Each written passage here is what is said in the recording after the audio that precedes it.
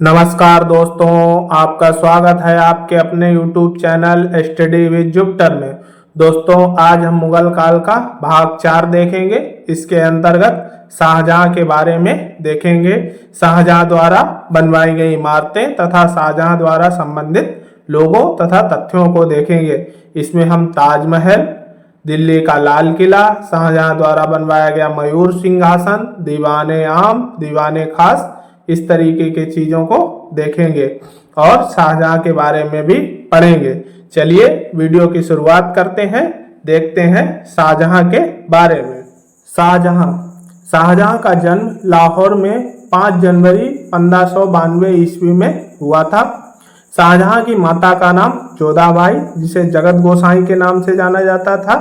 इसके बचपन का नाम खुर्रम तथा इसके पिता का नाम जहांगीर था। सन 1612 ईस्वी में खुर्रम का विवाह आसफ अली खां की पुत्री अर्जुमंद बानो बेगम मुमताज महल के साथ हुआ। हमने जहांगीर वाले में देखा था ना, जो नूरजहां का भाई होता है आसफ खां, उसकी पुत्री अर्जुमंद बानो बेगम, जिन्हें मुमताज महल के नाम से भी जाना जाता है, के साथ कराता है। इसी से नूरजहां गुट में हमने पीछे वीडियो पढ़ा। अगर आपने वो वीडियो नहीं देखा है तो वो वीडियो जरूर देखें। उसमें नूरजहां जो जुमता नूरजहां गुट होता है, उसमें दरार का कारण यही होता है कि नूरजहां अपने दामाद को राजा अगला बनाना चाहती है और उसका भाई आसफ खां अपने दामाद को राजा बनाना चाहता था। अर्जुमंद बानो बेगम की मल्लिका ए जमानी की उपाधि प्रदान की। जो अर्जुमंद बानो बेगम है, उनको मल्लिका ए जमानी की उपाधि प्रदान की गई। मुमताज महल के कुल 14 संतानें हुई, जिसमें 7 जीवित रहीं और 14वीं संतान को जन्म देते समय उनकी मृत्यु हो जाती है। इसमें 4 पुत्र और 3 पुत्री थीं। जो जीवित रह गए उसमें 4 पुत्र और 3 पुत्रियां थीं। पुत्र कौन कौन से थे? दारा शिकोह, औरंगजेब, मुराद बख्श और शाह सूजा, ये पुत्र हैं। उसके बाद पुत्रियां जहां आरा, रोशन आरा और गौहन आरा, ये जो इसकी शाहजहां की पुत्रियां हैं। सभी बच्चों में जहां आरा बड़ी व पुत्रों में दारा शिकोह बड़ा था। सबसे बड़ी इनका बच्चा जो जीवित था वो जहां आरा थी, लेकिन पुत्रों में दारा शिकोह सबसे बड़ा था। सन 1627 ईस्वी में जहांगीर की मृत्यु के समय शाहजहां दिल्ली आगरा के आसपास मौजूद नहीं था। जो जहांगीर की मृत्यु के समय जो शाहजहां होता है, जब जहांगीर की मृत्यु होती है सन 1627 में, जो शाहजहां होता है वो दिल्ली आगरा के आसपास मौजूद नहीं था। दरबारियों ने शाहजहां की जगह दूसरे को राजा बनाने की योजना बनाई। दरबारी क्या, नूरजहां जो जुमता था, नूरजहां चाहती थी दूसरे को राजा बनाना। आसफ खां इससे क्रोधित हुआ और शाहजहां को तुरंत आगरा आने का संदेश भेजा। जो आसफ खां होता है, इसका ससुर शाहजहां का, वो तुरंत उसे बोलता है कि तुरंत दिल्ली आ जाओ। शाहजहां ने आसफ खां के से उनके विरोधियों का अंत करने को कहा। शाहजहां ने तुरंत संदेश आसफ खां को भेजा कि जो भी उसके खिलाफ षड्यंत्र रच रहे हैं उनका तुरंत दमन कर दो। ये रहे शाहजहां। चलिए अब इसके बारे में और देखते हैं। इस प्रकार आसफ खां सारे विरोधियों की हत्या करवा देता है। जो आसफ खां होता है शाहजहां का ससुर, वो क्या करता है, जो भी विरोधी इसके खिलाफ षड्यंत्र रच रहे होते हैं शाहजहां के खिलाफ, उनको सबको मरवा देता है। जहांगीर की मृत्यु के लगभग 4 माह बाद शाहजहां राजा बना, परंतु इस संघर्ष में प्रत्यक्ष रूप से शामिल नहीं था। अभी शाहजहां के जो पुत्र होंगे वो प्रत्यक्ष रूप से शामिल होंगे, पर शाहजहां प्रत्यक्ष रूप से इस संघर्ष में शामिल नहीं था, क्योंकि आसफ खां इसके लिए सब कार्य कर रहा था। आसफ खां ने सारा काम खुद ही कर दिया था। 24 फरवरी 1628 ईस्वी को शाहजहां का राज्याभिषेक होता है और वह अबुल मुजफ्फर शहाबुद्दीन मोहम्मद साहिब किरण ए सानी की उपाधि धारण करता है। ये उसकी उपाधि थी। अब शाहजहां के अभियान और साम्राज्य विस्तार के बारे में देखते हैं। पहला है मेवाड़ अभियान। ये हम पिछले वीडियो में पढ़ चुके हैं जहांगीर वाले में। जब शाहजहां युवराज होता है, युवराज नहीं शहजादा होता है, कहिए शहजादा होता है, उसी टाइम ये मेवाड़ अभियान करता है। अगला है बुंदेला अभियान। राजा बनने के तुरंत बाद शाहजहां के सामने बुंदेलों का विद्रोह हुआ। वीर सिंह बुंदेला के पुत्र जुझार सिंह ने विद्रोह कर दिया, जो कि ओरछा का शासक था। इस विद्रोह का दमन महाबत खां ने किया था। हमने महाबत खां के बारे में भी जहांगीर वाले वीडियो में बताया था, परवेज का संरक्षक ये महाबत खां ये था। परिणाम स्वरूप 1635 में जुझार सिंह की हत्या कर इस विद्रोह का अंत किया जाता है। जो बुंदेला विद्रोह होता है इसका अंत, जो इसका नेता होता है जुझार सिंह, उसकी हत्या कर दी जाती 1635 ईस्वी में, और उसी के साथ बुंदेला विद्रोह का अंत हो जाता है। चलिए अब आगे और देखते हैं।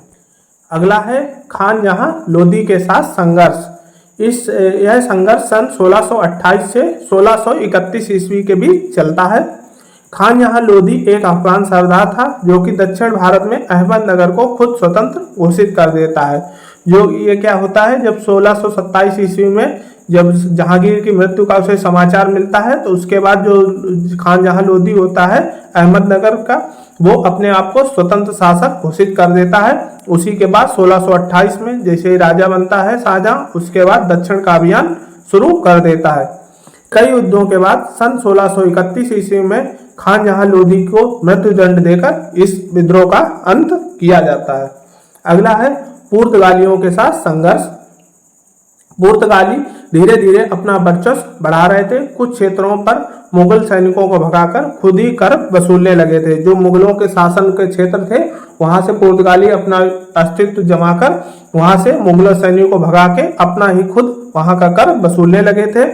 भारतीय महिलाओं से जबरदस्ती विवाह करके उन्हें ईसाई बनाते थे। जो भारतीय महिलाएं थी यहाँ पर रह के, अब वो वहां से महिलाएं तो ला नहीं सकते थे, तो यहीं पे महिलाओं से शादी करते थे और उन्हें जबरन ईसाई धर्म स्वीकार कराते थे।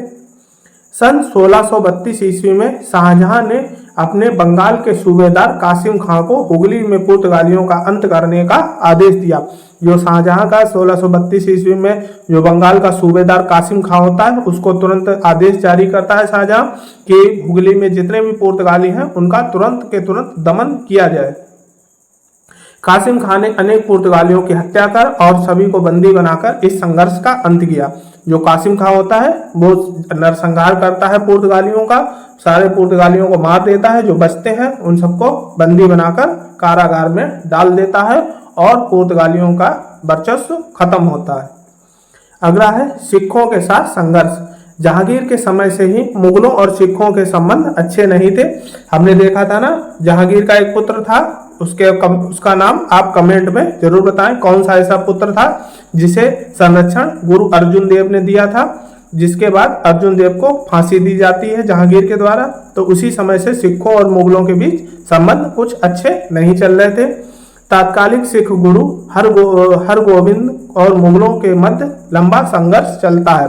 जो तात्कालिक गुरु होते हैं, छठवें गुरु गुरु हरगोविंद, पांचवें गुरु अर्जुन देव थे, छठवें गुरु जो अर्जुन देव के बाद बनते हैं गुरु हरगोविंद, उनका और मुगल मतलब शाहजहां के साथ लंबा संघर्ष चलता है।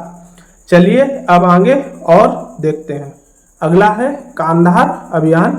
सन 1622 ईस्वी में जहांगीर के समय फारस द्वारा कांधार जीत लिया जाता है, जिसे सन 1638 में पुनः शाहजहां द्वारा जीत लिया जाता है। जो कांधार होता है 1622 ईस्वी में जहांगीर के समय फारस के लोग होते हैं वो कांधार को अपने कब्जे में ले लेते हैं जहांगीर के समय 1622 ईस्वी में, लेकिन पुनः शाहजहां उसे 1638 ईस्वी में अपने कब्जे में ले लेता है।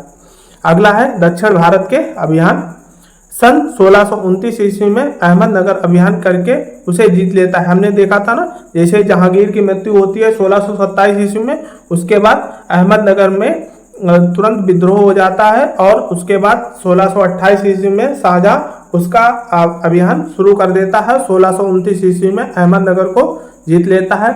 उसके बाद बीजापुर और गोलकुंडा के कुछ भागों पर अधिकार कर लेता है, परंतु बीजापुर और गोलकुंडा पर पूर्ण विजय नहीं हो पाती है। बीजापुर और गोलकुंडा के कुछ क्षेत्र अपने कब्जे में ले लेता है।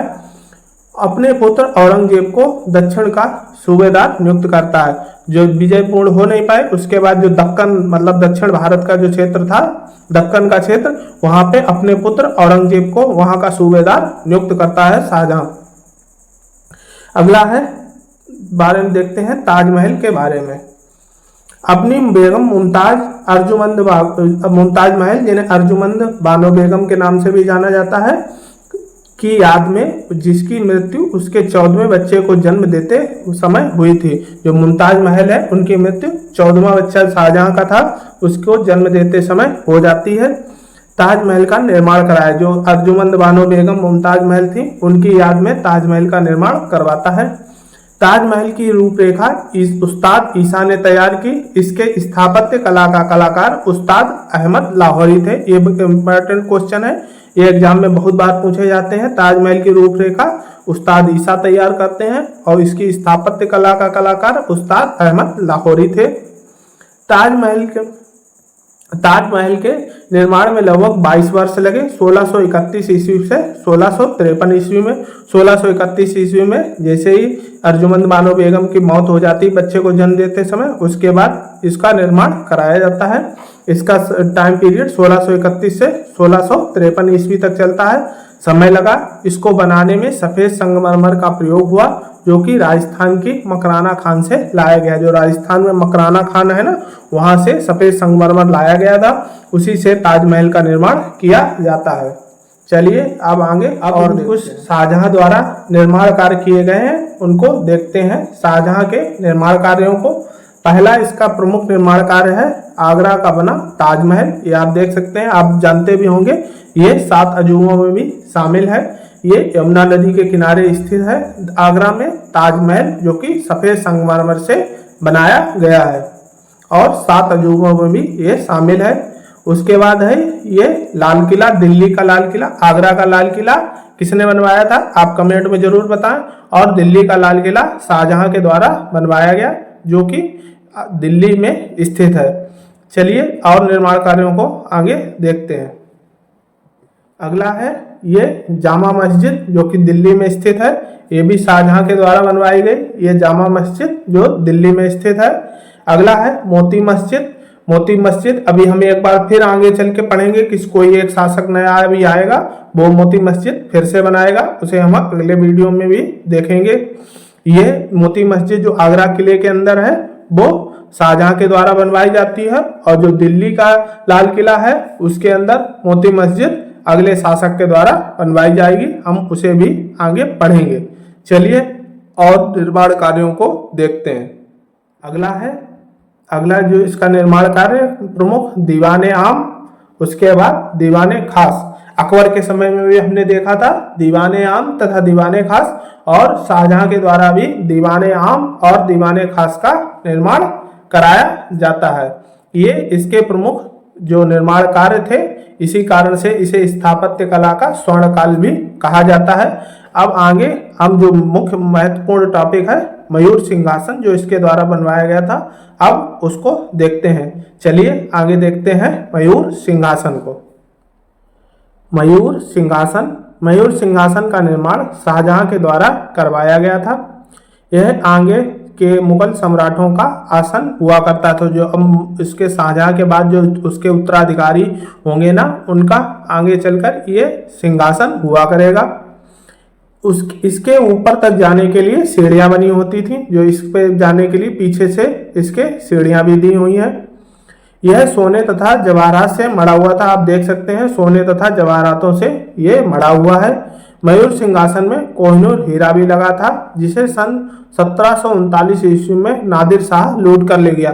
जो मयूर सिंहासन में जो कोहिनूर हीरा ये लगा है ना, इसका हम पीछे से पढ़ के आ रहे हैं। अगर आपको याद हो तो आप बताइएगा कि पीछे हमने किस वीडियो में पढ़ा था। जो वारंगल का युद्ध हुआ था, किस राजा ने जो था वो जो कोहिनूर हीरा था वो जो सुल्तान था उस टाइम पे दिल्ली का, उसे दिया था। ये जो कोहिनूर हीरा है वो उसी टाइम से वारंगल के युद्ध से चला आ रहा है और ये आगे चलकर अभी धीरे धीरे अंग्रेजों तक पहुंचेगा। यही कोहिनूर हीरा है जो मयूर सिंहासन में लगा हुआ है। ये आप चित्र में देख सकते हैं मयूर सिंहासन, ये कोहिनूर हीरा लगा हुआ है और ये सोने जवाहरात से मढ़ा हुआ पूरा है। अब देखते हैं शाहजहां का अंत समय। सन 1657 ईस्वी में शाहजहां के बीमार पड़ते ही सन 1658 से 1659 ईस्वी में माफ कीजिएगा, सन 1658 से सन 1659 ईस्वी में शाहजहां के पुत्रों के मध्य उत्तराधिकार संघर्ष लगभग 2 वर्षों तक चलता है। इस संघर्षों में अनेक युद्ध हुए। अंत में शाहजहां के पुत्र औरंगजेब विजयी रहा और अगला राजा बनता है। अभी औरंगजेब जो होगा वो अपने 3 भाइयों का, जो हमने पीछे पढ़े थे, जो 3 भाई उसके और होंगे, उनको अंत करेगा और खुद राजा बनेगा। सन 1658 ईस्वी में औरंगजेब राजा बनता है और शाहजहां को बंदी बनाकर कैद खाने में डाल देता है। 22 जनवरी 1666 ईस्वी में कैद खाने में ही शाहजहां की मृत्यु हो जाती है। जो शाहजहां की मौत 22 जनवरी 1666 ईस्वी में वहीं कैद खाने में जो होती है वहीं हो जाती है। अब शाहजहां से जुड़े कुछ महत्वपूर्ण तथ्यों को देख लेते हैं। अन्य महत्वपूर्ण तथ्य, शाहजहां के काल को स्थापत्य काल का स्वर्ण काल कहते हैं। जो शाहजहां का काल है वो स्थापत्य का स्वर्ण काल कहा जाता है। पीछे हमने चित्रकला का स्वर्ण काल भी देखा था। अगर आपने पता हो तो कमेंट बताएं किस राजा के काल को चित्रकला का स्वर्ण काल कहा जाता था। शाहजहां ने सन 1638 ईस्वी में अपनी राजधानी को आगरा से दिल्ली लाने के लिए यमुना के दाहिने तट पर शाहजहानाबाद नगर की स्थापना की। जो 1638 ईस्वी में राजधानी को आगरा से दिल्ली लाता है और उस यमुना के तट पर शाहजहानाबाद नामक एक शहर बनाता है। शाहजहां के दरबार में प्रमुख चित्रकार मोहम्मद फकीर और मोहम्मद मीर हासिम थे। शाहजहां ने पारसी धर्म के सिजदा और पैबोस की प्रथा बंद करवा दी। जो शाहजहां होता है वो पारसी धर्म की प्रथा, सिजदा और पैबोस, उनके जो बादशाह होते थे उनके वस्त्र को चूमना तथा उन्हें झुककर सलामी देना, ये सिजदा और पैबोस की प्रथा होती थी। ये पारसी धर्म से आई थी भारत में, इसको बंद करवा देता है। शाहजहां ने तीर्थ यात्रा कर पुनः प्रारंभ किया और बनारस और इलाहाबाद के क्षेत्र में कविंद्राचार्य के प्रयासों से हटा दिया। अब ये शाहजहां क्या करता है, तीर्थ यात्रा कर पुनः प्रारंभ कर देता है जो अकबर ने हटाया था, और इसका बेटा औरंगजेब जजिया कर पुनः प्रारंभ करेगा, जो कि अकबर ने जजिया कर भी हटाया था। ये केवल तीर्थ यात्रा कर लागू करता है, जो अगला शासक होगा वो जजिया कर भी लगा देगा।